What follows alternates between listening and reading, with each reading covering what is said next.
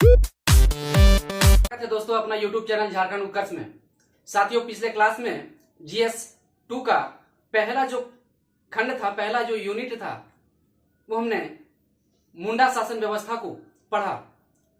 आप उसे जरूर देखें क्योंकि उस शासन व्यवस्था से आपका एक सवाल आपके एग्जामिनेशन पेपर में रहेगा। आज का जो क्लास है वह उसी के क्रम को बढ़ाते हुए आज हम लोग देखेंगे कि नागवंशी शासन व्यवस्था, नागवंशियों का शासन व्यवस्था कैसा था। साथियों, जैसा कि आप जानते हैं कि किसी भी समाज में एक समाज को संचालित करने के लिए, समाज को चलाने के लिए, रेगुलेट करने के लिए शासन व्यवस्था की आवश्यकता होती है। उसी क्रम में झारखंड में जितने भी जनजाति थे, जितने भी क्षेत्रीय राजा थे, उन तमाम राजाओं द्वारा क्या किया गया, शासन व्यवस्था को अपनाया गया। हालांकि नागवंशी राजाओं ने पुरानी पद्धति को ही लागू किया था। आइए शुरुआत करते हैं नागवंशी शासन व्यवस्था। नागवंशी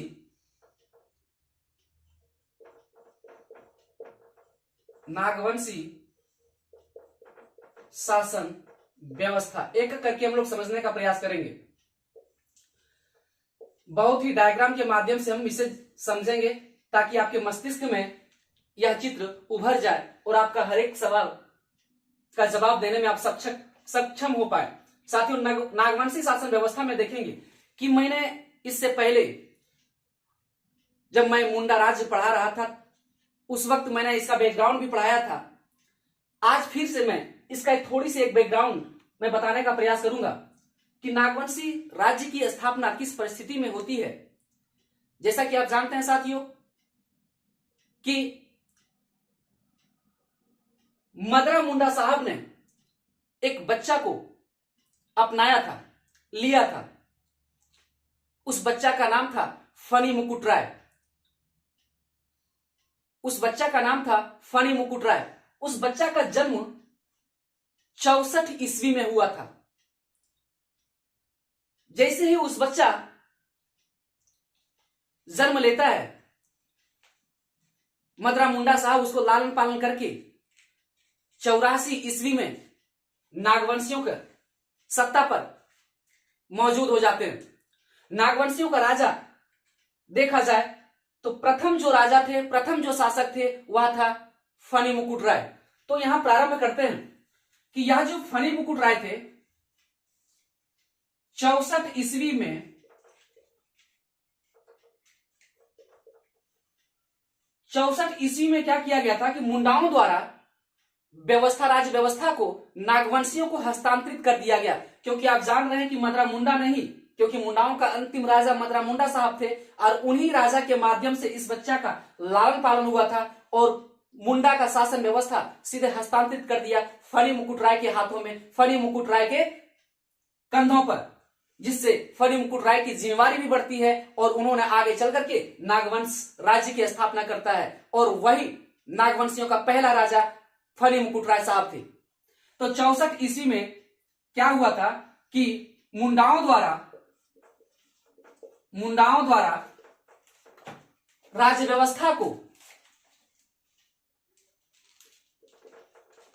व्यवस्था को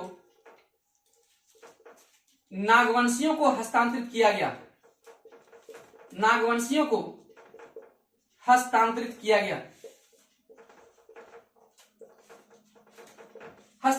गया। अब क्या होता है कि जैसे हस्तांतरित फनी मुकुट राय साहब के हाथों में कर देते हैं, फनी मुकुट राय साहब के कंधों पर जब जिम्मेवारी बढ़ती है नागवंश राज्य को संचालन करने की, तो इन्होंने जो मुंडाओं का जो शासन पद्धति था, जो मुंडाओं द्वारा जो शासन पद्धति चलता आ रहा था, जो पढ़ा पंचायत शासन व्यवस्था था, उसी व्यवस्था को इन्होंने ही अपनाया। इसमें कोई भी परिवर्तन शासन व्यवस्था में नहीं किया। हालांकि परिवर्तन करने के बजाय उन्होंने सुधार करने का प्रयास हमेशा किया। तो फनी मुकुट राय द्वारा क्या किया गया, फनी मुकुट राय जो नागवंशी का प्रथम शासक, इसे आप जानेंगे, नागवंशी का, इसे लिख देते हैं, नागवंशी का प्रथम शासक प्रथम शासक फनी मुकुट राय, फनी मुकुट राय, इसे आप समझेंगे। प्रथम शासक जो फनी मुकुट राय साहब थे, ये पढ़ा व्यवस्था को समाप्त नहीं किया। ये पढ़ा व्यवस्था जो चलती आ रही थी इसकी प्राचीन काल से, पढ़ा व्यवस्था को समाप्त नहीं किया। हालांकि इस व्यवस्था को क्या किया, अपने क्षेत्र में, अपने राज्य में उसे संचालन करने का प्रयास किया, उसे और विस्तृत देने का प्रयास किया। क्या किया, विस्तृत करने का प्रयास किया, विस्तृत करने का प्रयास, इसे आप याद रखेंगे। अब ये विस्तृत करने का प्रयास किया, जैसे जो प्राचीन काल से चली आ रही थी, कौन कौन व्यवस्था थी उस वक्त, जो व्यवस्था थी, कर व्यवस्था थी, कर व्यवस्था, ठीक है, टैक्स जो सिस्टम, जो टैक्स सिस्टम, जो कर प्रणाली थी, वह जो टैक्स था वही व्यवस्था चली आ रही थी। भू व्यवस्था भी था, और साथ साथ उसका जो शासन व्यवस्था थी, ये शासन व्यवस्था, ये तीनों व्यवस्थाएं प्राचीन काल से चली आ रही थी पहले की ही तरह। इसमें कोई तब्दील नहीं किया गया, कोई परिवर्तन नहीं किया गया। लेकिन नागवंशी शासकों के साथ एक मजबूरी, एक दबाव, एक मजबूरी आता है। मजबूरी तब आता है, लेकिन एक बात समझिएगा कि यह जो व्यवस्था जो थी नागवंशी शासन व्यवस्था की, पुरानी व्यवस्थाओं को पहली शताब्दी से लेकर के 16वीं शताब्दी तक, पहली शताब्दी में क्यों बोल रहा हूं, क्योंकि आप देख रहे हैं कि 64 ईस्वी में मुंडाओं द्वारा राजव्यवस्था को क्या कर दिया गया था, मदरा मुंडा द्वारा हस्तांतरित कर दिया गया था। किसके हाथों में, फनी मुकुट राय के साहब के हाथों में। और फनी मुकुट राय साहब आप जानेंगे कि 84 ईस्वी में वह गद्दी पर बैठते हैं, अपना सत्ता का संचालन 84 ईस्वी में करते हैं। इसे भी आपको ध्यान रखने की आवश्यकता है। अब ये पहली शताब्दी से लेकर के इनका जो व्यवस्था था, प्राचीन जो व्यवस्था, पहली सदी से लेकर के 16वीं सदी तक कोई भी परिवर्तन नहीं किया गया। यह जो व्यवस्था थी यह अभी तक चलती रही थी, पुरानी व्यवस्था को ही चलाती रही या चलती रही। पहली सदी से लेकर के 16वीं सदी तक व्यवस्था चलती रही, व्यवस्था चलती रही, इसे याद रखेंगे। पहली सदी को 16वीं सदी से याद रखेंगे आप, ठीक है। यह आप याद रखेंगे कि किसके द्वारा फनी मुकुट राय के हाथों में सत्ता का हस्तांतरण किया गया। आपसे यह सवाल पूछने की संभावना बनती है। लेकिन अब क्या होता है कि 16वीं सदी के बाद एक बहुत बड़ा तब्दील होता है, एक बहुत बड़ा मजबूरी इस शासक के पास आता है। किन शासक के पास, तो फनी मुकुट राय साहब के। अब देखिएगा फनी मुकुट राय साहब के, आप देखिए 64 ईस्वी में कितना, उसके बाद देखेंगे कि नागवंशी शासकों में, नागवंशी राजा, हालांकि 16वीं सदी तक आपका फनी मुकुट राय साहब शासन करते नहीं रहे, बहुत पहले तक ही शासन किए। लेकिन हम बात कर रहे हैं कि एक पहली सदी से लेकर के 16वीं सदी के बीच में। अब इस सदी में क्या हुआ था, कोई भी परिवर्तन, कोई भी व्यवस्था, पुरानी ही व्यवस्था चलती रही, कोई भी उसमें बदलाव नहीं किया गया। लेकिन 1585 ईस्वी में मुगलों द्वारा जब नागवंशियों पर आक्रमण किया जाता है, तब पहली बार नागवंशियों को कर देने के लिए बाध्य किया जाता है। वह उस वक्त जो शासन कर रहा था, उस वक्त जो जिस मुगल बादशाह था वह था अकबर। अब हम यहां देखते हैं कि अब यहां एक चीज हम बात करेंगे, हालांकि 16वीं सदी तक चलती रही। हालांकि 1585 ईस्वी में क्या हुआ था, 1585 ईस्वी में मुगल सेना जो था, मुगलों के आक्रमण से क्या हुआ, मुगलों के आक्रमण काल में, हालांकि 1585 ईस्वी में मुगलों के आक्रमण से, मुगलों के आक्रमण काल से हस्तक्षेप करना शुरू हो गया। हस्तक्षेप का करने का मतलब हुआ कि जो नागवंशी शासन व्यवस्था की जो प्राचीन व्यवस्थाएं चल रही थी, उस व्यवस्था में इन्होंने क्या कर दिया, हस्तक्षेप कर दिया, उस व्यवस्था को बदलने के लिए मजबूर कर दिया।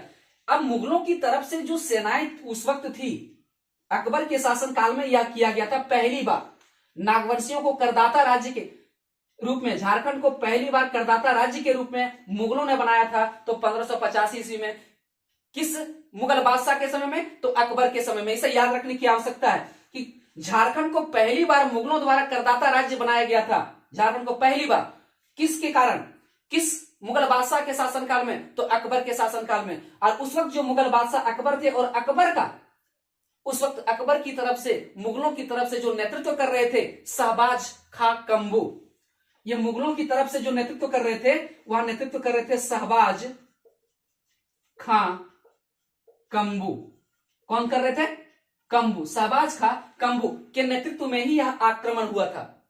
क्योंकि ये सारी कहानी, ये सारी जो घटनाएं हैं, वो मैंने अकबर कालखंड में पढ़ा रखा है। जो व्यक्ति पहली बार इस वीडियो को देख रहे हैं, वो पहले जाकर के एंशिएंट हिस्ट्री को पहले अपने मस्तिष्क में बैठा लें। उसके बाद ये व्यवस्थाएं पढ़ने में बहुत ही आनंद आएगा, बहुत ही मजा आएगा, समझने भी आपको कोई परेशानी नहीं होगी। शहबाज खां कम्बू के द्वारा पहली बार आक्रमण किया गया था मुगलों की तरफ से। कहां पर? नागवंशियों पर। वो आक्रमण कहां किए थे शहबाज खां कम्बू? आक्रमण किए थे उस वक्त झारखंड का एक क्षेत्र हुआ करता था। कौन? कोकरा। कोकरा, कोकरा या खुखरा, क्या बोलते हैं? कोकरा या खुखरा। इसी क्षेत्र पर यहां पर क्या किया गया था? आक्रमण किया गया था 1585 ईस्वी में साथियों। और उस वक्त जो था यहां शासन कर रहा था झारखंड का जो राजा था, ऐसा माना जाता है, कई इतिहासकार तो बताते हैं कि इस वक्त जो राजा दुर्जन साल थे, लेकिन कई इतिहासकार इस बात को खंडित करते हैं और ये कहते हैं कि इस वक्त जो थे मधुकरण शाह थे। झारखंड के राजा इस वक्त कौन थे? मधुकरण शाह। मधुकरण शाह, कई इतिहासकार लोग बताते हैं मधुकरण शाह, ठीक है। लेकिन अगर कालखंड नागवंशियों के वंशावली को देखा जाए, तो इस अकबर के शासन कालखंड में आप देखेंगे कि राजा दुर्जन साल ही मौजूद थे।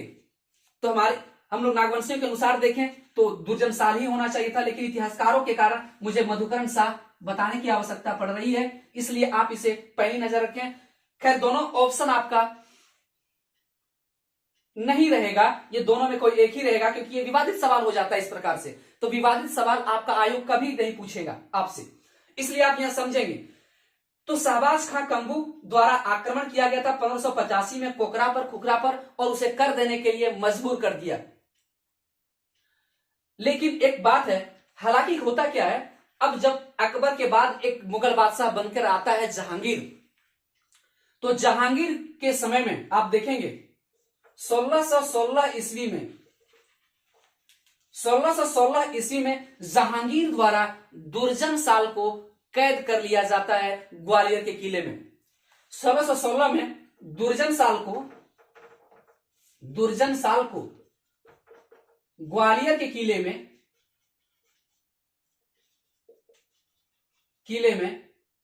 कैद कर लिया जाता है। कैद, ठीक है। अब ये दुर्जन साल को ग्वालियर के किले में कैद कर लिया था 12 वर्षों के लिए। मेरे दोस्त, 12 वर्षों के लिए इसे कैद कर लिया जाता है। क्यों? सिर्फ और सिर्फ कर नहीं दिया था इस दुर्जन साल ने। किसको? जहांगीर को, मुगल बादशाह को। टैक्स नहीं देने के कारण यही वजह था कि इसे 12 वर्षों के लिए ग्वालियर के किले में कैद कर दिया गया। हालांकि ये कैद किया गया, उसके बाद क्या हुआ कि इन्होंने क्या किया गया कि ये हुआ क्या इसके बाद कि 1616 में क्या हुआ था कि 6000 टैक्स देने के बाद इसे छोड़ दिया गया था। 6000 टैक्स मतलब कर, 6000 टैक्स देने के कारण इसे ग्वालियर के किले से क्या कर दिया गया था? मुक्त कर दिया गया था। 6000 टैक्स देने के कारण मुक्त कर दिया गया, मुक्त, ठीक है। जब ये दुर्जन साल साहब को ग्वालियर के किले में रखा गया और जब ये तैयार हो गए कि ठीक है, मैं आपकी बातों को मानता हूं, आप जो कहेंगे वही हम करेंगे, आप जितना टैक्स चाहें उतना टैक्स हमसे ले सकते हैं, ये कथन था दुर्जन साल का। और 6000 टैक्स कर, वार्षिक देने का इन दोनों के बीच में समझौता हुआ, संधि हुआ और फाइनली क्या हुआ कि इसे कैद से छुड़ा दिया गया। अब धीरे धीरे क्या होता है कि उसके बाद धीरे धीरे क्या होता है कि 1600 एक समय आता है 1632 ईस्वी में।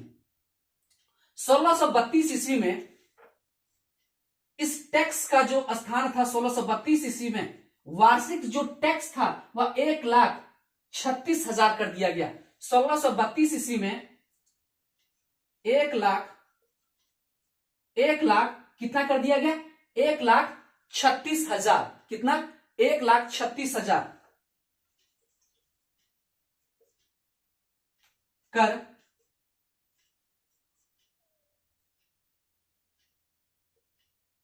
1,36,000 कर बढ़ा लिया जा रहा था। 1,36,000 कर देने की बात की।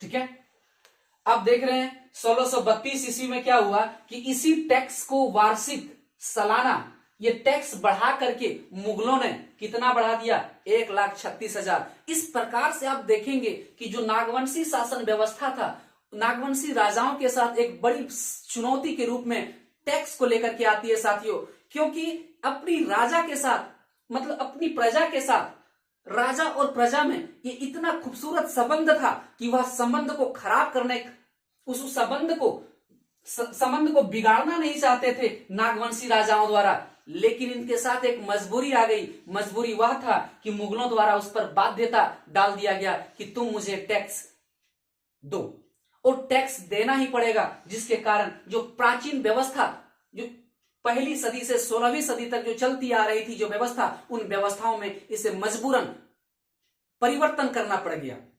और परिवर्तन करने के बाद अपनी प्रजा से ही टैक्स वसूलना शुरू कर दिया। क्यों? क्योंकि शासक को देना था, मुगल बादशाह को देना था, क्योंकि ऊपर से इतना प्रेशर कर रहे थे नागवंशियों राजाओं पर कि ये इन्हें समझ नहीं आ रहा था, इनका दिमाग ही नहीं काम कर रहा था कि मैं इतना इतना टैक्स वार्षिक कहां से दूंगा। और फाइनली इन्होंने अपनी प्रजा से ही टैक्स वसूलना प्रारंभ कर दिए।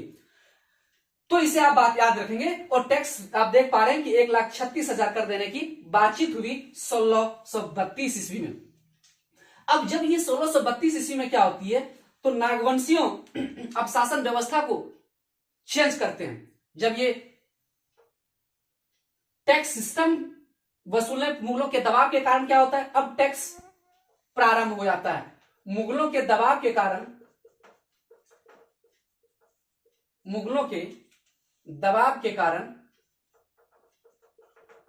टैक्स वसूलना शुरू कर देते हैं। कौन? नागवंशी राजाओं द्वारा अपनी प्रजा से ही कर लेना प्रारंभ कर दिए।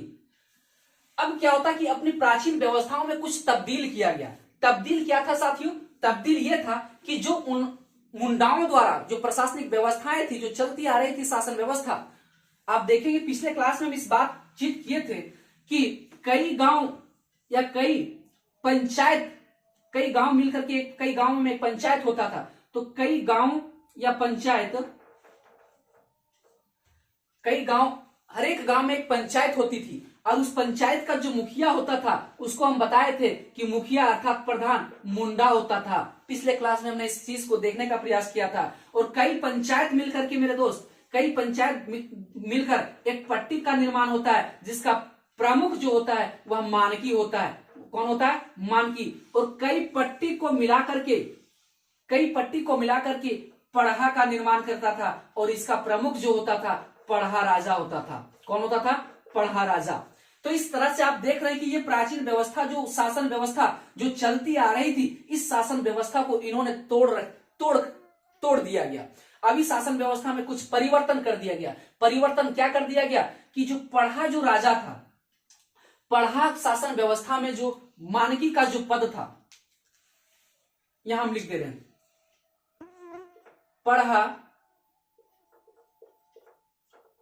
अब यहां जो है कि इस पढ़ा राजा में जो मानकी का जो पद था, इस मानकी को क्या कर दिया गया? मानकियों को भूयहर कहा। क्या कहा? भूयहर। ये जो मानकी जो है, इस मानकी को अब इस व्यवस्था में भूइहर कहा गया। क्या कहा गया? एक सबसे बड़ी तब्दील बात हुई, भूइहर कहा गया। तो मानकियों को क्या कहा गया? भूइहर। और यह आदेश दिया नागवंशी राजा भूइहर को। आदेश क्या दिया? कि जाओ, तुम्हें टैक्स वसूलने का अधिकार देते हैं। तो इसे टैक्स वसूलने का अधिकार दिया अपनी प्रजा के साथ। अपनी जिस गांव में रहते थे, जिस क्षेत्र में रहते थे, अब वहां भूइहर ही टैक्स वसूलने की अधिकारी बन गए। लेकिन क्या होता था, अब यहां देखें कि मानकी के स्थान पर किसे नियुक्त किया गया? मानकी के स्थान पर अब जो था, अब भूइहर कहा गया। क्या कहा गया? भूइहर। इसे आप याद रखेंगे, भूइहर। कि व्यवस्था क्या तब्दील कर रहे हैं, देख पा रहे हैं आप लोग कि नागवंशी शासन व्यवस्था में क्या तब्दील हो रहा है। जो पढ़ा शासन व्यवस्था में जो मानकी का जो पद था, जो पढ़ा के प्रमुख मानकियों को, पढ़ा के प्रमुख मानकियों को भूइहर कहा जाने लगा। क्या कहा जाने लगा? भूइहर। और इसे टैक्स वसूलने का अधिकार दे दिया गया, कर वसूलने का अधिकार दिया गया, टैक्स वसूलने का अधिकार, इसे टैक्स वसूलने के लिए दिया गया अधिकार। हालांकि टैक्स वसूलने का अधिकार तो दिया गया, लेकिन ये जो नागवंशी राजा थे, हर एक राजा अपना एक अलग जागीरदार रखते थे, अपना एक जागीरदार।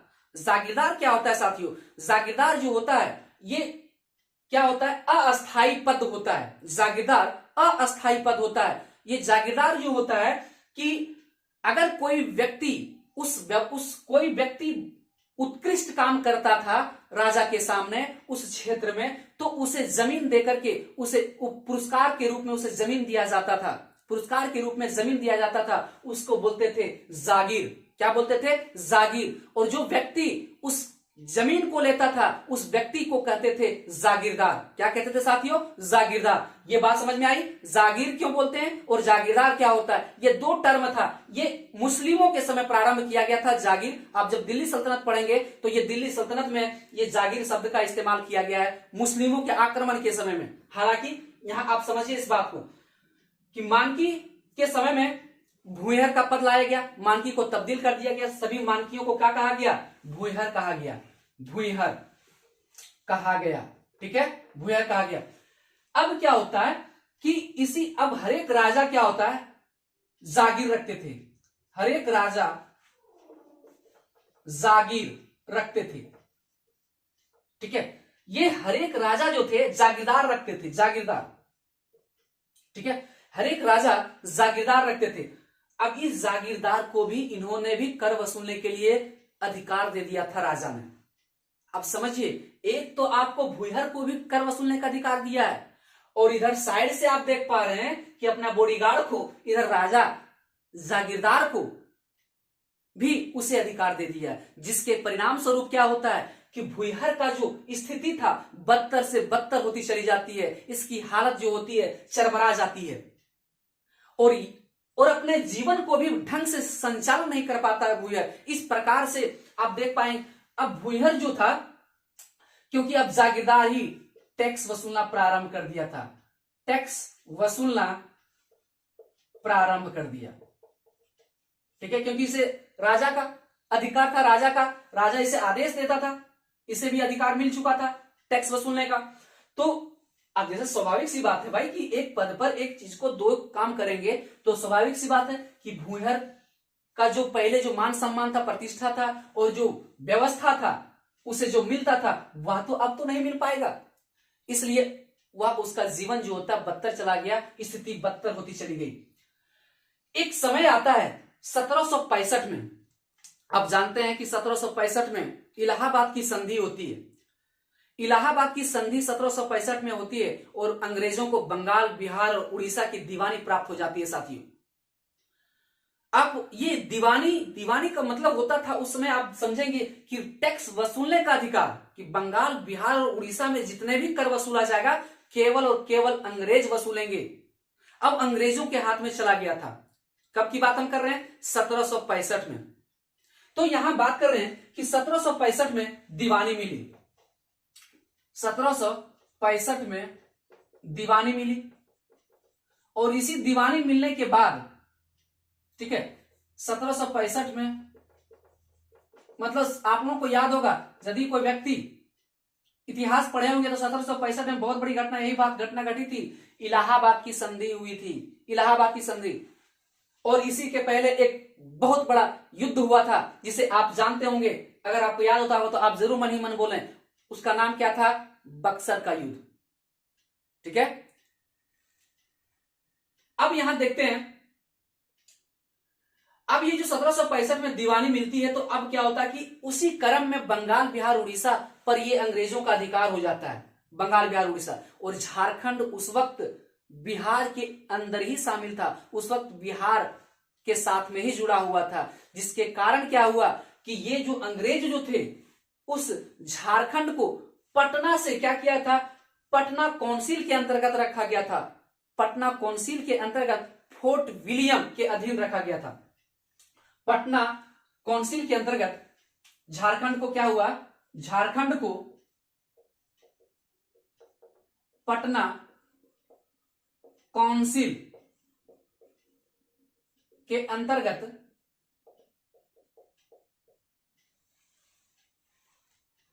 क्या लिखे हम लोग? झारखंड को पटना काउंसिल के अंतर्गत फोर्ट विलियम के अधीन रखा गया था। फोर्ट विलियम, इसे आप याद रखेंगे, फोर्ट विलियम, फोर्ट विलियम के अधीन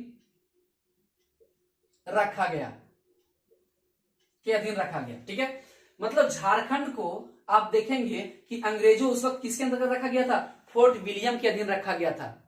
फोर्ट विलियम, पटना क्यों? क्योंकि पटना के अंदर ही रेगुलेट हो रहा था, बिहार से ही झारखंड रेगुलेट हो रहा था, क्योंकि बिहार में ही सम्मिलित था, इसीलिए फोर्ट विलियम, आप जानते हो इसी फोर्ट विलियम से अंग्रेज पूरा ये झारखंड पर क्या कर रहा था? शासन चला रहा था, अपना टैक्स सिस्टम वसूल रहा था।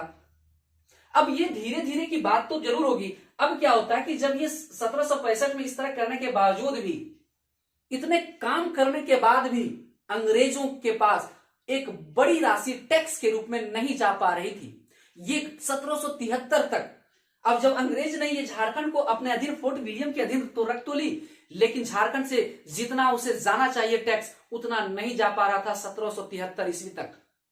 1765 ईस्वी के बाद 1773 ईस्वी तक, 1773 ईस्वी तक इसे कर का मुनाफा नहीं मिल पा रहा था, टैक्स अधिक नहीं मिल पा रहा था, टैक्स अधिक नहीं आ रहा था।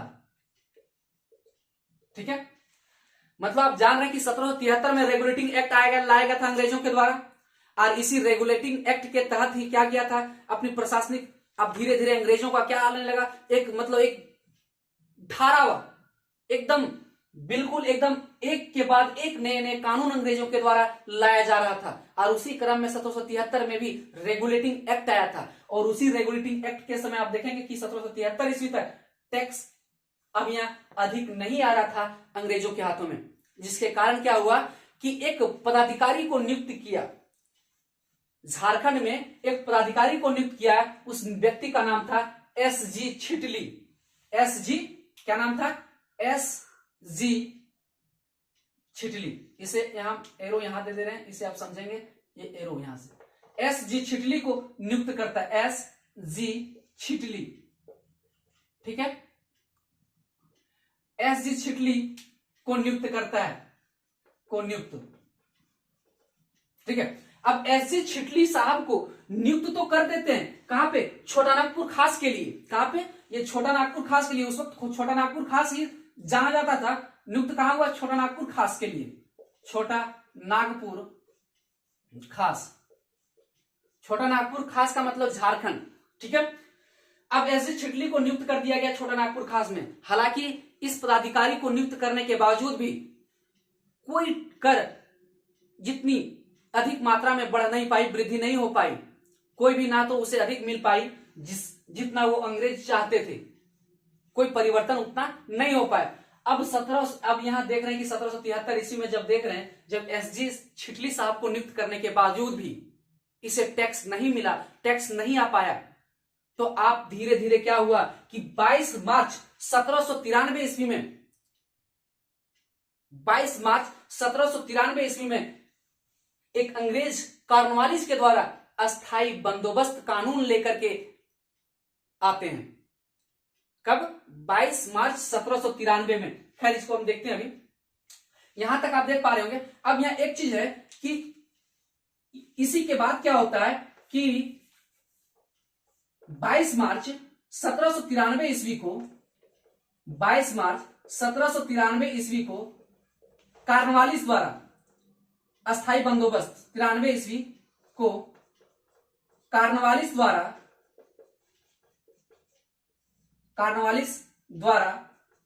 अस्थाई बंदोबस्त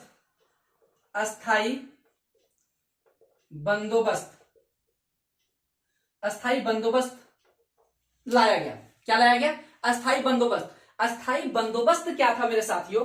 अस्थाई बंदोबस्त था कि जो जमीन अंग्रेजों द्वारा जमींदारों को एक निश्चित राशि पर दे दिया जाता था। निश्चित राशि पर वह जमीन, जिस जमीन पर रैयत काम कर रहे थे, उस रैयत का कोई अधिकार उस जमीन पर नहीं था। उस जमीन पर हक किसका था? तो जमींदारों का। तो उन तमाम जमीनों को क्या किया? अंग्रेजों ने क्या किया? ले लिया किसानों से। और किसानों से लेने के बाद क्या होता है कि वह जमीन क्या होता है कि वह जमीन जमींदारों को एक निश्चित राशि पर दे दिया जाता है। उसे तय कर दिया जाता है कि आपको इतना देना है इस जमीन से। उत्पादन नहीं होने के बावजूद भी आपको पर डे आपको इतना लगान देना है, इतना मालगुजारी आपको देना है। लेकिन आप सोचिए साथियों, जिस खेत में फसल नहीं उगती होगी, अब क्या होता है कि जमींदार के साथ एक बहुत बड़ी जिम्मेवारी आ गई कि राजा द्वारा जो तय किया गया, अंग्रेजों द्वारा जो तय कर दिया गया निश्चित राशि, उस राशि को जमींदार अब क्या करेंगे? रैयतों से वसूल करेंगे। रैयत का मतलब होता है किसान। किसानों से, किसानों का मालिकाना हक नहीं था जमीन पर। अब जमींदार अपने मनमौजिया काम करते थे। सिंपल सी बात है, मन चाहा टैक्स वसूलते थे, लगान जमीन से वसूलते थे। कौन? जमींदार। क्यों? क्योंकि उसे चुकाना था, अंग्रेज को देना था एक निश्चित राशि। वह राशि तो किसान से ही ना लेंगे। तो यही कारण था। अब क्या होता था?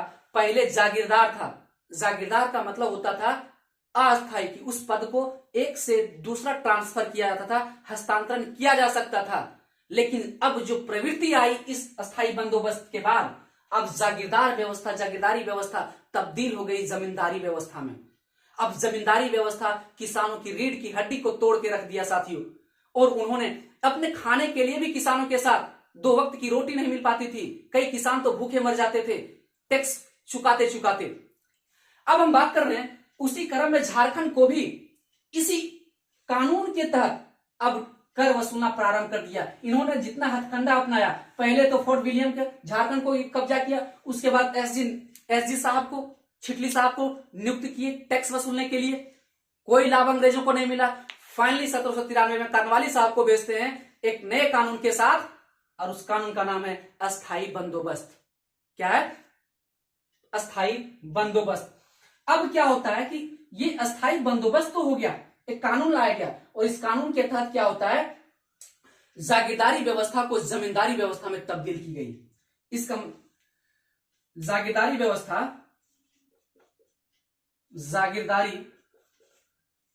क्या है? जागीरदारी व्यवस्था को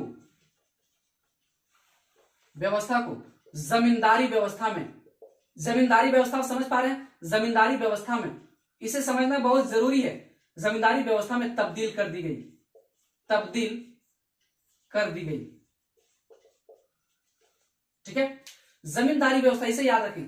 जमींदारी व्यवस्था, पहले जागीरदारी व्यवस्था चल रहा था। मैंने आपको बताया था कि जागीरदार चल रहा था, टैक्स वसूलने का अधिकार किसी दूसरे व्यक्ति को भी दिया जाता था। एक अगर बढ़िया से काम नहीं कर रहा है कि दूसरा व्यक्ति को भी हम दे सकते थे। लेकिन यहां अगर कहा जाए जमींदारी व्यवस्था, क्या हुआ कि जमींदारी व्यवस्था एक तरह से अस्थायी हो गया, कि अब आपको एक ही जमींदारी आपसे टैक्स वसूलेगा। और जमींदार जो निश्चित राशि राजाओं के बीच में क्या किया था, एक पैमाना तय किया था, एक राशि तय किया गया था, उस राशि को पर डे उसे देना था। और पर डे क्या करता था? रैयतों के साथ टैक्स वसूलता था, लगान वसूलता था, जिससे झारखंड के किसानों का कमर टूट चुका था।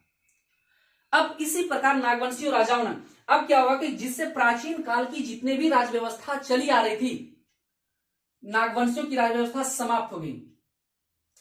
जितनी भी मतलब प्राचीन काल से चली आ रही मुंडाओं, प्राचीन काल से चली आ रही जो मुंडाओं चली आ रही मुंडाओं एवं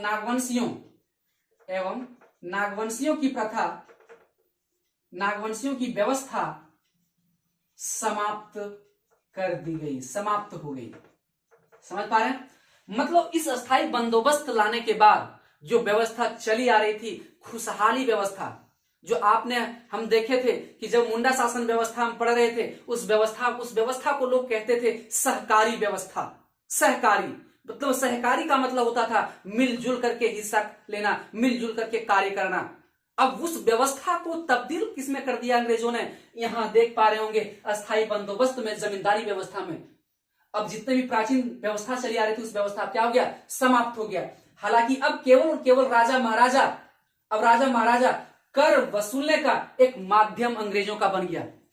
मतलब राजा, जितने भी नागवंशियों के राजा थे, केवल और केवल उन राजाओं से टैक्स वसूलने का एक माध्यम था अंग्रेजों का।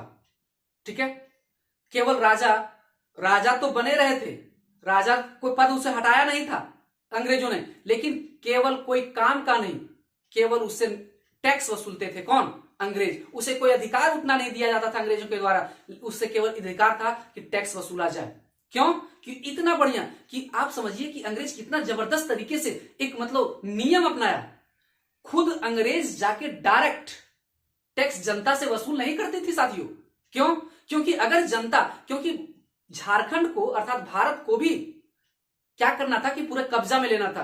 अंग्रेजों और जनता के बीच में प्रेम भाव बनाना चाह रहा था कि हमारा अंग्रेजों और झारखंड जनता में एक लगाव बना रहे, और जो बुराई करेगा राजा से ही गलत काम करवाते थे। अगर राजा जनता के प्रति, अपनी जनता के प्रति गलत काम करेगा तो स्वाभाविक है कि जनता उस राजा को क्या कहेगा? गलत ठहराएगा। इतनी चालबाजी अंग्रेजों ने की, इतनी चालबाजी तरीके से अंग्रेजों के राजाओं को अपने अंडर में कर लिया और बहुत ही बेहतरीन तरह से शोषण करना प्रारंभ कर दिया अंग्रेजों के साथ। हालांकि भारत को जब आजादी मिली, आजादी के बाद जो पारंपरिक नागवंशी शासन व्यवस्था थी वह फाइनली समाप्त हो गया साथियों, फाइनली समाप्त हो गया। इस प्रकार से आप देख पा रहे होंगे, हालांकि आप देख पा रहे होंगे कि यह जो व्यवस्था चली आ रही थी नागवंशियों और मुंडाओं का जो व्यवस्था थी, आजादी के बाद इसे आप समाप्त कर दिया गया। अब जब देश आजाद हुआ तो उसके बाद ये आजादी के बाद इसे समाप्त कर दिया गया। ठीक है, अब यह व्यवस्था पूर्ण रूप से समाप्त हो चुकी है।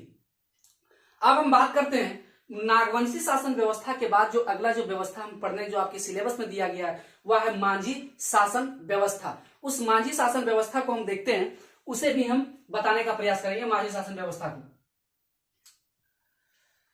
उम्मीद करते हैं कि यहां तक आप समझ पाए होंगे इस स्टोरी को, इस घटना को। अगर ये डायग्राम आपके मस्तिष्क में फिट हो जाएगा तो आपसे एक भी सवाल मिस होने की कोई भी संभावना नहीं बनती है। ठीक है, आइए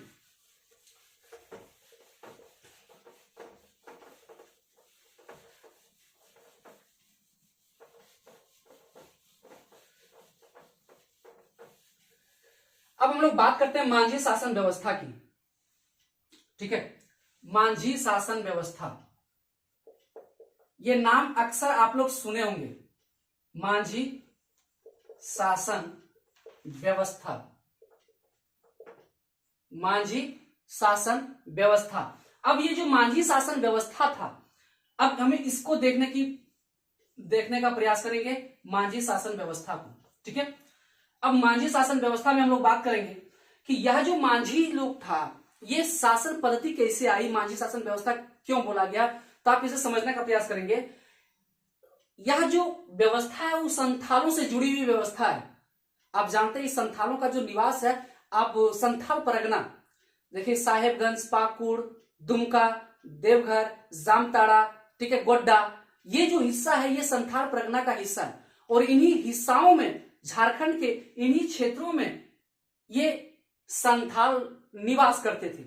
ठीक है, तो संथाल जो थे, संथाल भारत की प्रमुख जनजाति है जो कृषि, एकदम व्यवस्थित कृषि करते थे। लोग क्या करते थे, ये जो माझी शासन व्यवस्था है, संथाल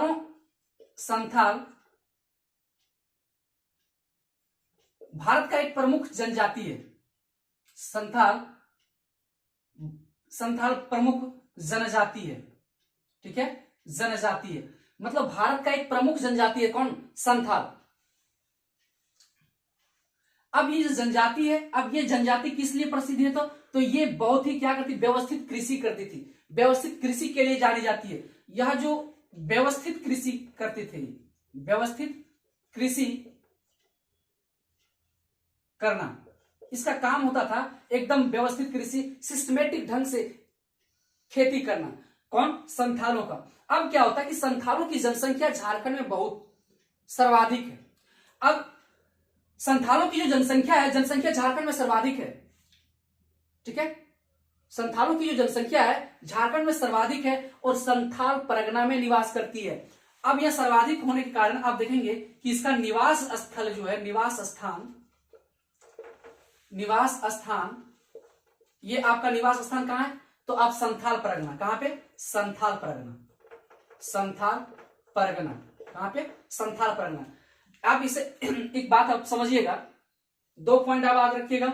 व्यवस्थित कृषि के लिए जानी जाती थी और इन लोगों को झारखंड में सर्वाधिक जनसंख्या होने के कारण इन लोगों का जो निवास स्थान है संथाल परगना में है। कहां? परगना में, संथाल परगना। अब हम बात करते हैं, कई इतिहासकार माना जाता है कि संथाल परगना, ये जो संथाल लोग जो थे झारखंड से पहले पश्चिम बंगाल में रहा करते थे। कहां रहा करते थे? पश्चिम बंगाल में। ये जो संथाल जो थे, पहले ये पश्चिम बंगाल में रहते थे, ऐसा माना जाता है। ये वेस्ट बंगाल में रहते थे, ठीक है, झारखंड से पहले ये वेस्ट बंगाल में रहते थे, ये झारखंड में। तो संथाल पहले कहां रहते थे? पहले ये वेस्ट बंगाल में रहते थे और वेस्ट बंगाल में इन संथालों को जिस नाम से पुकारा जाता था वह नाम था सावोतार। क्या बोलते थे? सावोतार। इसे याद रखेंगे, सावोतार। यहां तक क्लियर है? संथाल जो थे झारखंड से पहले, झारखंड तो बाद में आया, लेकिन झारखंड से पहले वेस्ट बंगाल में संथाल वहां के निवासी माने जाते थे, ऐसा हमें जानकारी मिलती है स्रोतों के हिसाब से। तो ये सावोतार, ठीक है, माना जाता है ऐसा कि वहां उस वक्त संथालों को किस हिसाब से पुकारा जाता था? संथाल से। अब क्या है कि संथाल परगना जो था, संथाल परगना संथालों के आने से पहले, संथाल परगना क्या था कि संथालों के आने से पहले वहां पर जो संथाल परगना का जो निवासी था, तो वहां देखिएगा पहाड़िया जनजाति का मूल स्थान था, मूल निवासी, पहाड़िया जनजाति का मूल स्थान। संथाल परगना ये क्या था? पहाड़िया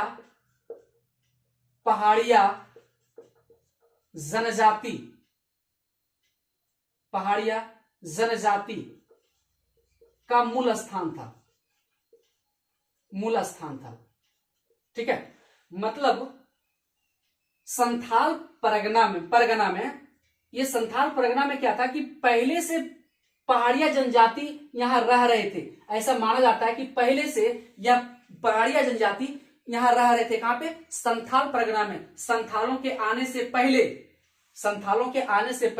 संथाल परगना में पहाड़िया जनजाति रह रहे थे, मूल स्थान था, ऐसा माना जाता है, ठीक है। मतलब संथाल परगना में पहले कौन रह रहे थे, इसे याद रखने की जरूरत है, पहाड़िया जनजाति। कौन? पहाड़िया जनजाति। तो इसे याद रखने की आवश्यकता है, इसलिए यहां मिस नहीं कीजिएगा। अब ये संथाल परगना, ये जो पहाड़िया जनजाति मूल स्थान थी, अब क्या होता है कि जब हमने कहा ना कि 1765 ईस्वी में, पिछली व्यवस्था हम लोग देखने का प्रयास किए, 1765 ईस्वी में क्या होता है कि इलाहाबाद की संधि हुई थी और अंग्रेज झारखंड में प्रवेश कर चुके थे। अब झारखंड में प्रवेश होने के बाद क्या होता है कि इस जैसे ही प्रवेश किया संथाल परगना में जैसे ही अंग्रेजों का प्रवेश होता है, उन क्षेत्रों में पहाड़िया जनजाति द्वारा उसका विरोध जताया जाता है, विरोध किया जाता है। अब क्या होता है कि जैसे ही पहाड़ी जनजाति जब इसका विरोध करते हैं, अंग्रेजों की मनोकामना पूर्ण नहीं हो पाती है, क्योंकि ये पहाड़िया को, ये संथाल परगना को अपने क्षेत्र में करना चाह रहे थे।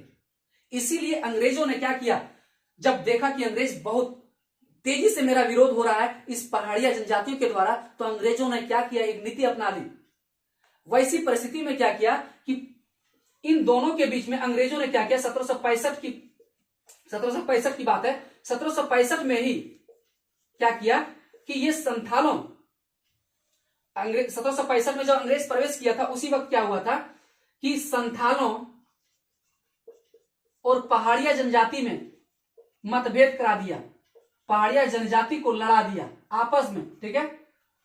इन दोनों को लड़ा दिया कौन, अंग्रेज। आप याद रखेंगे 1765 में अंग्रेज झारखंड पहुंचते हैं, झारखंड में प्रवेश करते हैं और संथालों और पहाड़ियों को क्या करते हैं, एक दूसरे के विरुद्ध खड़ा कर देते हैं, ठीक है। जब ये एक दूसरे के विरुद्ध में ये दोनों होते इसी क्रम में क्या होता है कि 1832-33 ईस्वी में क्या होता है कि 1338 वर्ग मील क्षेत्र में, ठीक है, कब की घटना, 1800, इसी क्रम में तब तक क्या होता है, जब इन लोगों को लड़ाया था तब तक अंग्रेज बड़ी चालाकी से क्या होता है कि 1832-33 में, 1832-33 ईस्वी में कितना वर्ग मील, तो 1338 वर्ग मील जो क्षेत्र था, 1338 वर्ग मील क्षेत्र में क्या किया, दामीन एको प्रक्षेत्र, क्या कर दिया गया, दामीन एको प्रक्षेत्र का सीमांकन कर दिया गया। क्षेत्र में दामीन एको का प्रक्षेत्र का सीमांकन किया, प्रक्षेत्र का सीमांकन कर दिया, का सीमांकन, इसे याद रखेंगे। दामीन एको का क्या कर दिया गया, प्रक्षेत्र सीमांकन कर दिया। सीमांकन का मतलब होता है कि इसी क्षेत्र को घेर लिया, यहां देखेंगे इसी वर्ग मील में एक क्षेत्र कर लिया गया। अब यहां देखेंगे कि इसको मिला लिया गया दामीन एको का।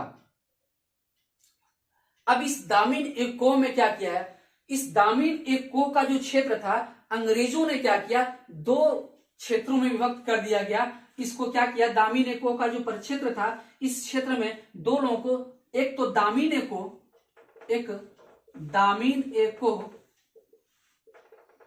और दूसरा जो शेष भूभाग, जो दामीन एको जो देता है, किसको दे देता है, दामीन एको जो देता है वह पहाड़िया जनजाति को दे देता है, पहाड़िया जनजाति के अधीन कर देता है, पहाड़िया जनजाति के अधीन कर देता है, जनजाति को दे देता है, ठीक है, पहाड़िया जनजाति को दे देता है, इसे याद रखेंगे, दे देता है, ठीक है, पहाड़ी जनजाति। अब क्या होता कि जब ये 1832-33 ईस्वी में इतना मील क्षेत्र में दामीन एको का जो क्षेत्र था, जहां तक सीमांकन किया गया था, इसी क्षेत्र में कुछ क्षेत्र पहाड़िया जनजाति को दे दिया गया और जो शेष भूभाग बचा उस भूभाग पर किसको आरक्षण कर दिया गया, किसका आरक्षण कर दिया गया, तो आप देखेंगे संथालों का आरक्षित कर दिया गया। तो शेष जो भूभाग था, शेष भूभाग आरक्षित कर दिया गया, शेष भूभाग जो था संथालों के लिए आरक्षित कर दिया गया। समझ पा रहे हैं, आरक्षित कर दिया गया। फिर से बता रहे हैं कि यह जो क्षेत्र है 1338 वर्ग मील क्षेत्र में जो इतना क्षेत्र था, एरिया था, उसी क्षेत्र में नाम रखा गया था, दामीन एको का प्रक्षेत्र रखा गया था नाम से।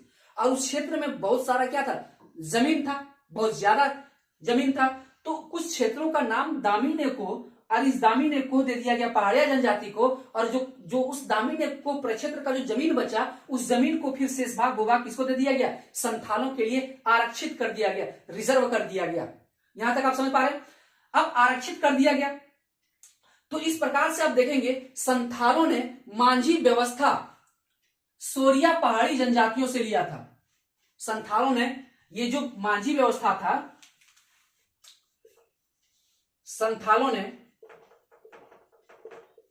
किससे, यह मांझी व्यवस्था किससे लिया था?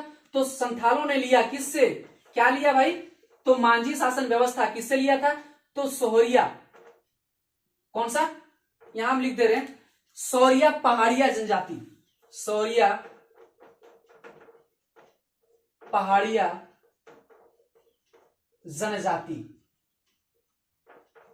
ठीक है, जनजाति, इससे ये मांझी शासन व्यवस्था लिया था, ठीक है। किससे लिया था? सौरिया पहाड़िया जनजाति से संथालों ने मांझी शासन व्यवस्था को एडॉप्ट किया था, अपनाया था, लिया था। अब जो अपनात किया था, अब गांव का जो प्रमुख होता था वह क्या कहलाता था? मांझी। जो गांव का प्रधान होता था वह मांझी कहलाता था। गांव के प्रधान को हम लोग क्या कहेंगे? मांझी, ठीक है। गांव के प्रधान को क्या कहेंगे? मांझी।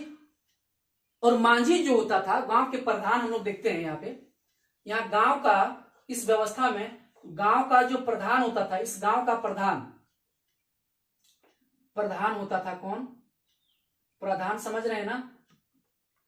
मुखिया। गांव का जो प्रधान होता था वह होता था मांझी। क्या होता था? मांझी। इसको याद रखेंगे कि इस व्यवस्था में गांव का जो प्रमुख होता था वह मांझी होता था। और मांझी का कार्य क्या होता था कि मांझी का जो कार्य था, मुखिया और पुजारी दोनों की भूमिका निभाते थे। मतलब मुखिया और पुजारी दोनों की भूमिका निभाते थे। मुखिया मतलब प्रधान के रूप में, मुखिया और पुजारी, इसका कार्य हम देखेंगे। मतलब मुखिया के रूप में कार्य करते थे और पुजारी के रूप में भी कार्य करते थे। तो इस प्रकार से आप देख पा रहे हैं कि मांझी व्यवस्था में जो थे, इस प्रकार से मुखिया और पुजारी, इस प्रकार से हम लोग देख पा रहे थे कि ये मांझी का जो कार्य था, मुखिया और पुजारी दोनों की भूमिका अदा कर रहे थे इस व्यवस्था में। लेकिन अब धीरे धीरे थोड़ा सा इसे हम साफ करते हैं, आप देखिएगा, ठीक है। यहां तक आप समझ पा रहे होंगे, ठीक है, यहां तक आप क्लियर है? इसे आप नोट्स डायग्राम के बनाते चले, बहुत ही बेहतर ढंग से आप समझ पाएंगे। चलिए इसको हम देखते हैं, साफ करते हैं और फिर से मांझी शासन व्यवस्था को हम देखने के बाद अब हम लोग यहां देखें, क्या देखें? गांव के बारे में देखें। गांव, ठीक है। अभी देख रहे थे मांझी शासन व्यवस्था में ही, अब हम लोग यहां देख रहे थे कि मांझी शासन व्यवस्था, लिख देते हैं यहां पे मांझी शासन व्यवस्था, ठीक है। उसी को क्रम आगे बढ़ा रहे हैं, उसी में लिखेंगे हम लोग। अब इस मांझी शासन व्यवस्था हम लोग देखें कि गांव होता था, ठीक है। इस मांझी शासन व्यवस्था में जो गांव होता था, उस गांव का जो प्रधान होता था, गांव का जो मुखिया होता था, प्रधान, गांव का जो प्रधान होता था वह कौन था? मांझी कहलाता था। कौन कहलाता था? मांझी। प्रधान मांझी कहलाता था, ठीक है।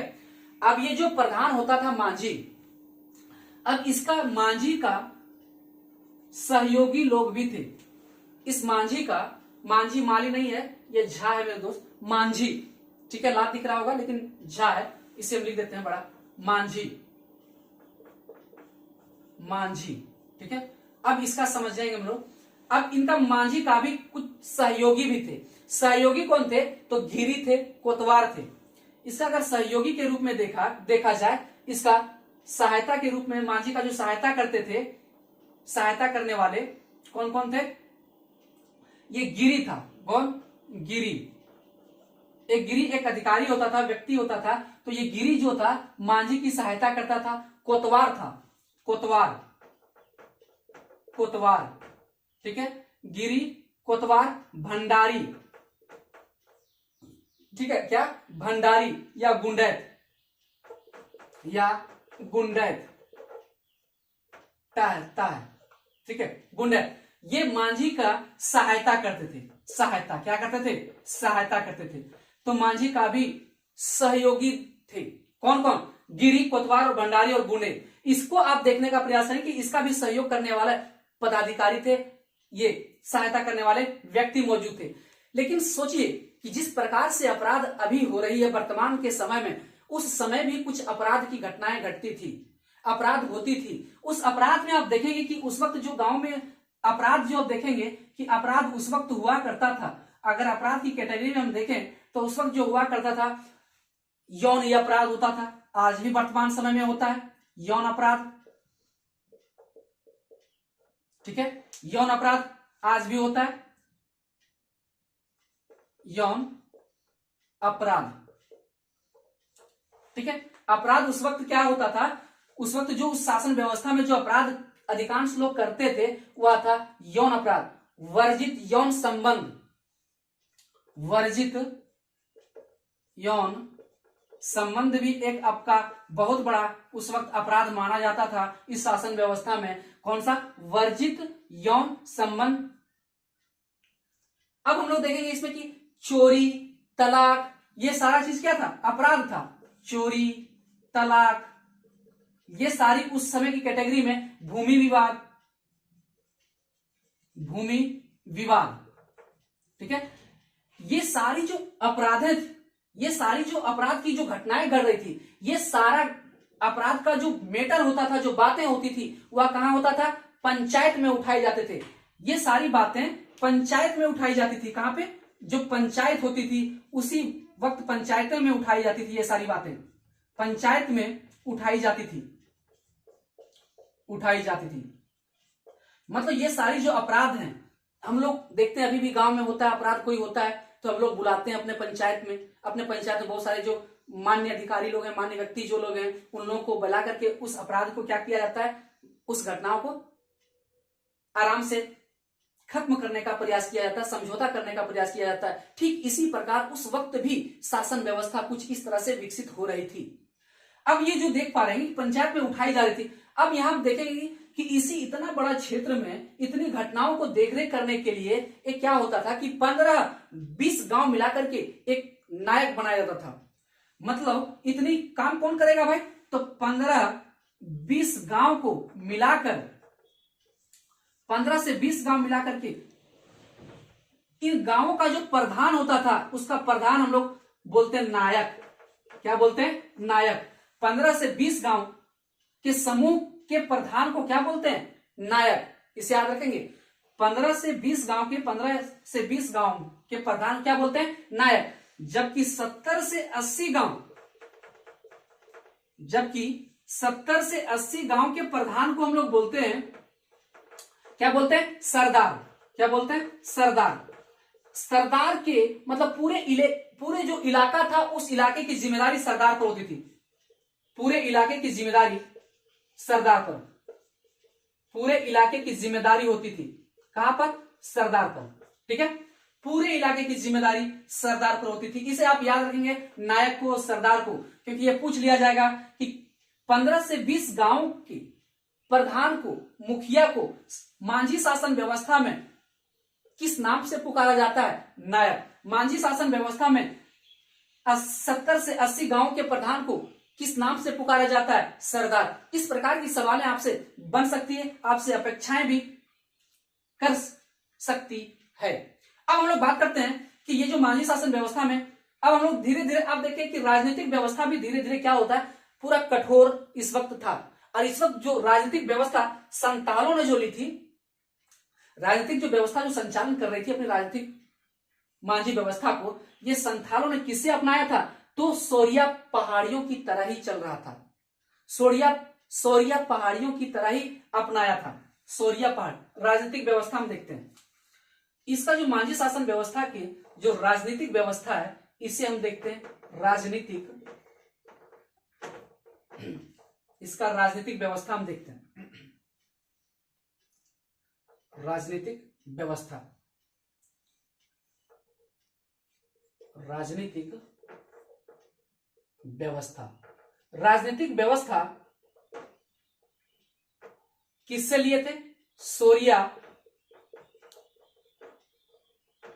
पहाड़िया, सोरिया पहाड़िया की तरह ही अपनाया। सोरिया पहाड़िया की तरह ही अपनाया। ठीक है, सोरिया पहाड़िया की तरह ही अपनाया था, अपनाया। इसे अब लिख देते हैं पूरा सेंटेंस। मतलब संथालों ने क्या किया, इसे आप यहां याद रखेंगे कि इस माझी शासन व्यवस्था में राजनीतिक व्यवस्था संथालों ने सोरिया पहाड़िया की तरह ही अपनाया था। ठीक है, संथालों ने। अब यहाँ ये संथाल की बात हो रही है, सोरिया पहाड़, ये माझी शासन व्यवस्था जहां भी पूछा जाए तो इसका मतलब आप समझेंगे कि ये संथालों की व्यवस्था थी। किसकी? संथालों की व्यवस्था थी। और संथालों ने राजनीतिक व्यवस्था कहां से सीखा था? तो सीखा था सोरिया पहाड़िया जनजाति से। कहा, किससे सीखा था? सोरिया पहाड़ियों की जनजाति से ही उसी तरह से ये शासन पद्धति चला रहा था। अब हम एक यहां से धीरे धीरे इस चर्चा बढ़ाते हैं। अब देखेंगे कि इस गांव में, मतलब ये माझी शासन व्यवस्था के प्रत्येक गांव होता था। अब प्रत्येक गांव में एक अपना एक पंचायत होता, प्रत्येक गांव का अपना एक क्या होता था? पंचायत। क्या होता था साथियों? पंचायत। तो ये जो पंचायत होता था, अब इस पंचायत का जो मुखिया होता था वह कहलाता था मांझी। क्या कहलाता था? मांझी। समझिएगा, राजनीतिक व्यवस्था में आप समझा रहे हैं आपको। प्रत्येक गांव में एक पंचायत होती है और इस पंचायत का जो मुखिया होता था, ये मुखिया, ये मांझी कहलाता था। कौन? मांझी। मांझी। ठीक है, इसको समझिए, बात प्रयास कीजिएगा। ये मांझी, मुखिया का मतलब प्रमुख। समझ पा रहे हैं? अब इस पंचायत, प्रत्येक गांव में एक पंचायत होता है, उसका प्रमुख मांझी होता है। अब यहां देखेंगे कि ये जो मांझी का क्या क्या, ये मांझी जो थे क्या क्या अधिकार थे मांझी के पास। तो इसके पास जो दो बड़ी अधिकार थे, एक था प्रशासनिक अधिकार और एक था न्यायिक अधिकार। दो अधिकार अगर हम इसका बात करें मांझी का, तो प्रशासनिक अधिकार एक आपका था, प्रशासनिक अधिकार, और एक दूसरा था प्रशासनिक अधिकार, एक दूसरा न्यायिक अधिकार। ठीक है, तो प्रशासनिक अधिकार एक हो गया। दो इसके पास अधिकार मौजूद थे। किसके पास? मांझी के पास। एक प्रशासन के क्षेत्र, प्रशासन कैसे संचालन होगा, वह मांझी के पास था। और न्याय देने वाला व्यक्ति कौन बैठा था?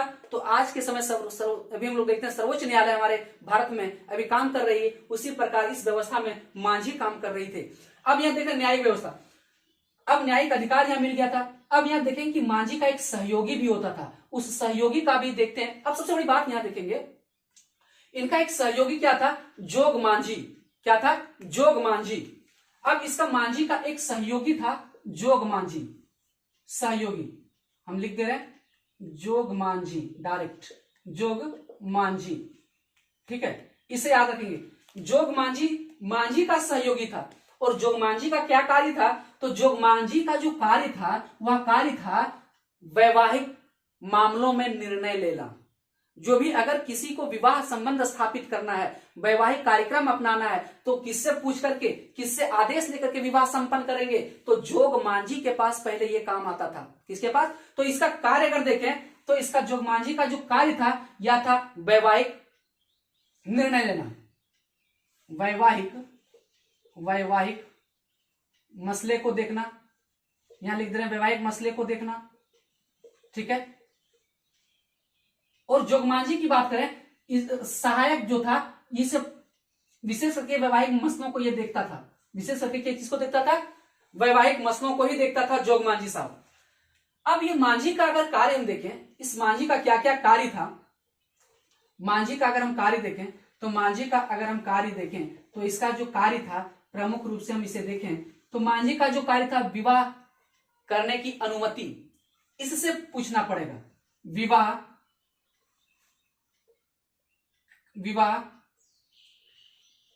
करने की अनुमति लेनी पड़ेगी। किससे अनुमति लेनी पड़ेगी? तो मांझी से। विवाह करने की अनुमति किससे लेनी पड़ेगी? मांझी से। ठीक है, मांझी से। अब जो है ये जो है कार्य हम लोग देख पा रहे हैं, इसका उसका क्या काम है? बैठक बुलाना, झगड़ों का निपटारा करना। ठीक है, बैठक बुलाना, इसका काम है बैठक बुलाना, झगड़ों का निपटारा करना,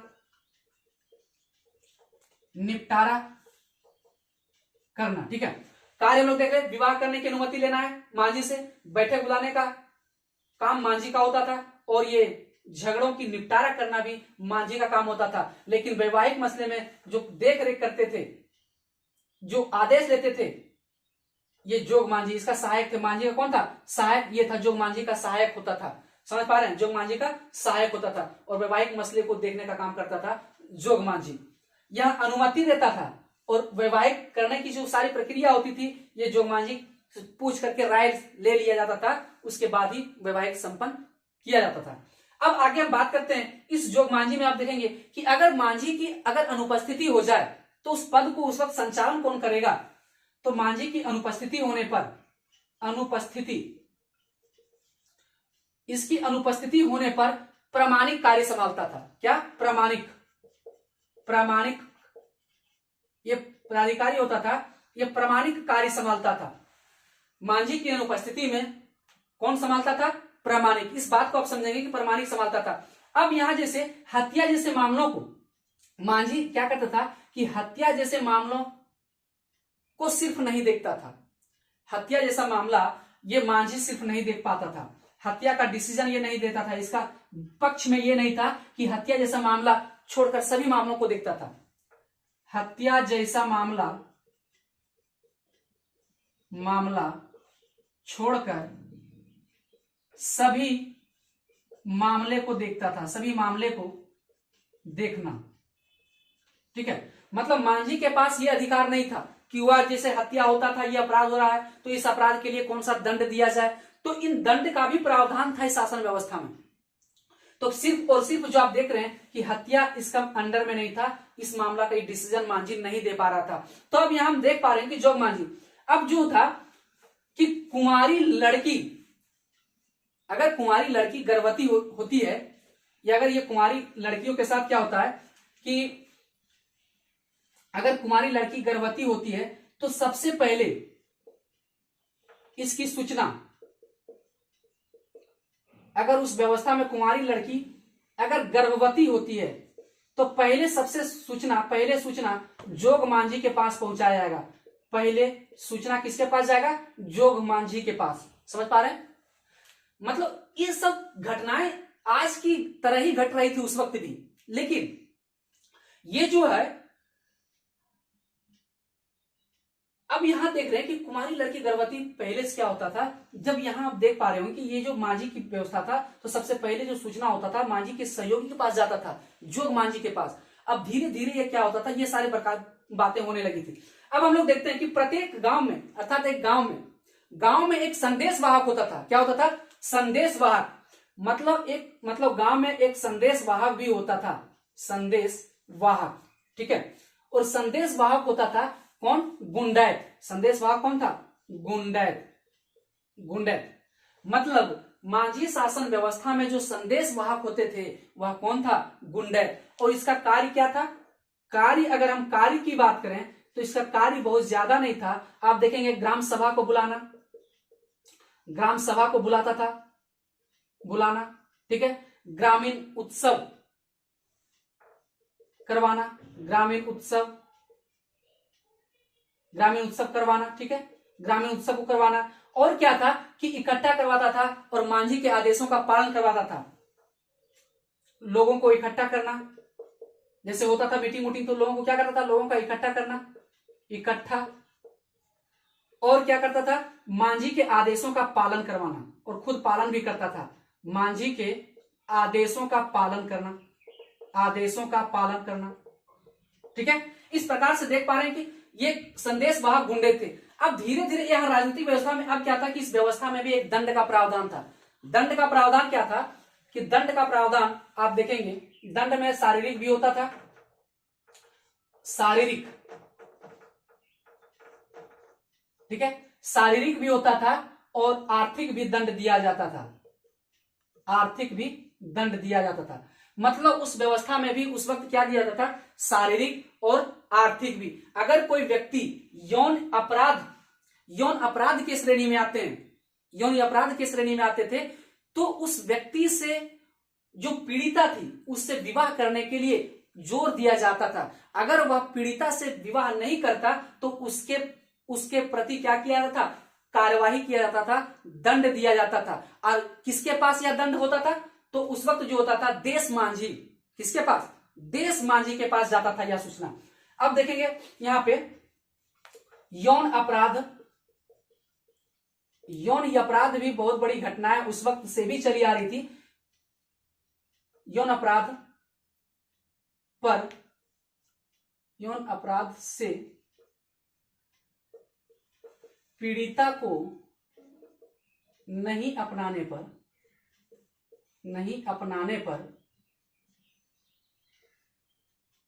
ठीक है, पीड़िता को नहीं अपनाने पर क्या होता था कि यह जो मामला होता था किसके पास जाता था? देश मांझी के पास। किसके पास? यहां हम लिख देते हैं, देश मांझी के पास मामला आता था।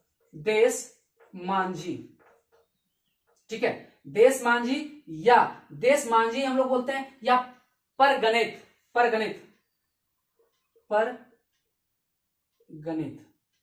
ठीक है, परगणित, ठीक है। मतलब ये यौन अपराध मांझी नहीं देखता था। यौन अपराध इस प्रकार की, जब ये बहुत सारा एक मतलब सेंसिटिव, मतलब बहुत ज्यादा यौन अपराध जो था एक बहुत बड़ा अपराध की श्रेणी में उस वक्त माना जाता था। इसको एक मतलब ऐसा दंड भी दिया जाता था, दंड। उस दंड की बात हम करेंगे। देश मांझी क्या होता था? देश मांझी आप देखेंगे कि देश मांझी जो होता था 5 से 8 गांवों को मिलाकर के, 5 से 8 गांवों के मांझी का ये प्रमुख होता था। देश मांझी जो होता था ये 5 से 8 गांवों के मांझी के प्रमुख होते थे। समझ पा रहे हैं? मांझी, ये बात आप समझ में आना चाहिए। देश मांझी क्या होते थे? 5 से 8 गांवों के मांझी के प्रमुख होते थे देश मांझी, ठीक है। तो ये मांझी के बस की बात नहीं थी ये दंड देना, ठीक है, दंड देना। तो इसलिए यह सीधे हस्तांतरित कर दिया, कहां पे कर दिया जाता था? देश मांझी के पास। कहां? देश मांझी के पास। जिस प्रकार अभी देखते हैं हमारे यहां प्रावधान है डिस्ट्रिक्ट कोर्ट। डिस्ट्रिक्ट कोर्ट अगर किसी भी घटना को अगर नहीं देख पाता है, किसी भी मामला को नहीं निर्णय दे पाता है, तो सीधे सीधे डिस्ट्रिक्ट कोर्ट कहां कर देता है? High court. हाई कोर्ट के पास जाता है, उसके उच्च पदाधिकारी के पास जाता है।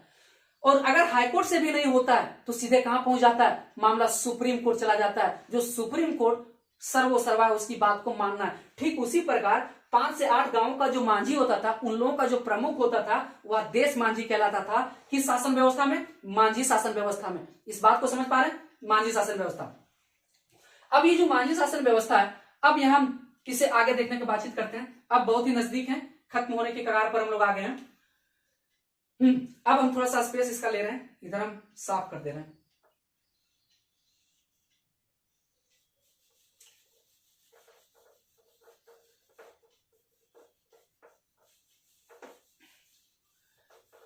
अब हम लोग देखते हैं परगणित। परगणित क्या होता है? परगना का प्रमुख होता था। परगणित जो होता था परगना का प्रमुख होता था। अब यहां एक बात हम लोग देखेंगे, 15 से 20 गांव,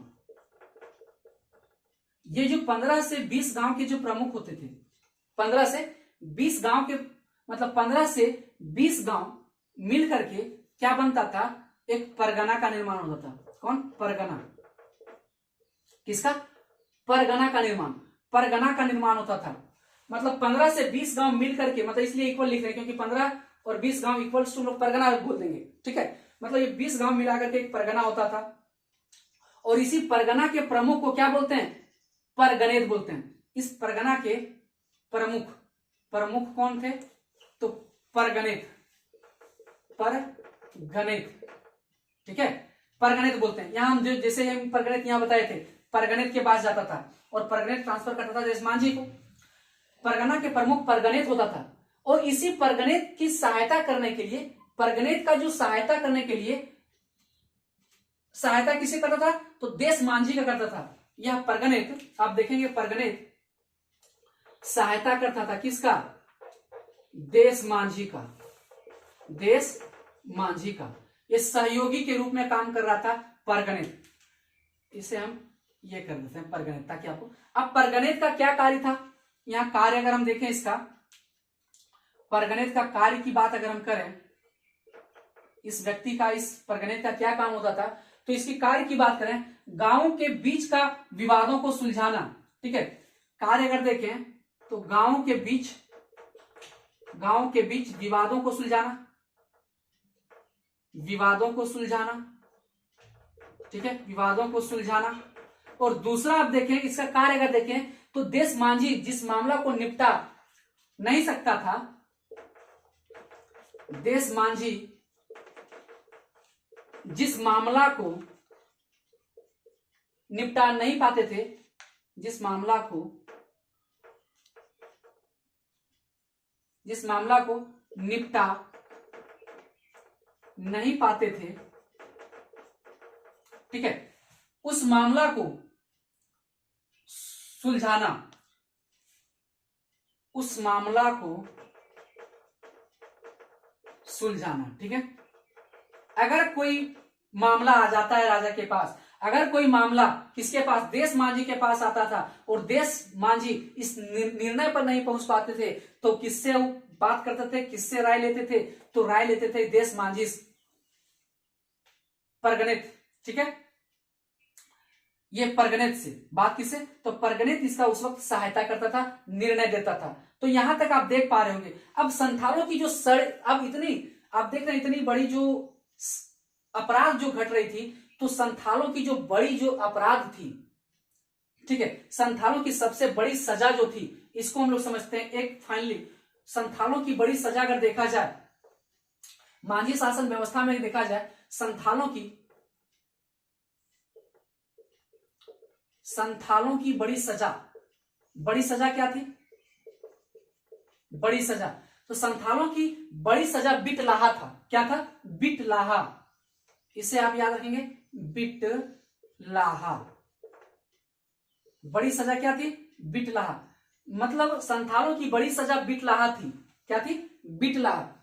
अब ये बिटलाहा का मतलब सामाजिक बहिष्कार, बिटलाहा क्या होता था, सामाजिक बहिष्कार होता था। बिटलाहा का मतलब होता है सामाजिक बहिष्कार, सामाजिक बहिष्कार। उस वक्त समाज से बहिष्कार कर दिया जाता था ऐसे कार्यों से, जो ऐसे कार्यों में जो व्यक्ति संलग्न रहते थे, उन व्यक्तियों को समाज से बहिष्कार कर दिया जाता था, उसे हटा दिया जाता, जो उस वक्त की सबसे बड़ी सजा मानी जाती थी। मतलब मांझी शासन व्यवस्था की सबसे कठोर दंड था बिटलाहा, ठीक है, सबसे कठोर दंड। आप देख पा रहे हैं, जो यौन कुमारी लड़की गर्भवती जब होती थी, अगर उससे अगर कोई व्यक्ति विवाह नहीं करता था, तो वैसी परिस्थिति में ये बिटलाहा जैसे सजाओं का प्रावधान था।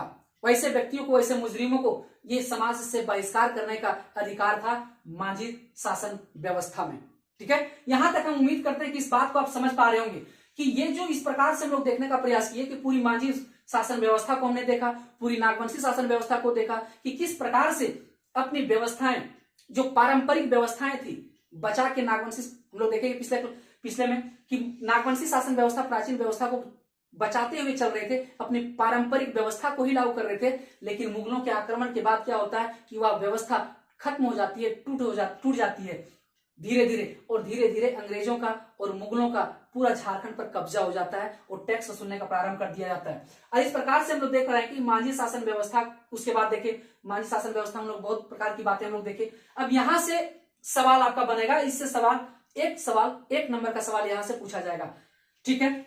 अब जो दोस्त पहली बार इससे देख रहे होंगे, इसे आप जरूर पीछे का सारा वीडियो देखें और इसे सब्सक्राइब करें। Thank you.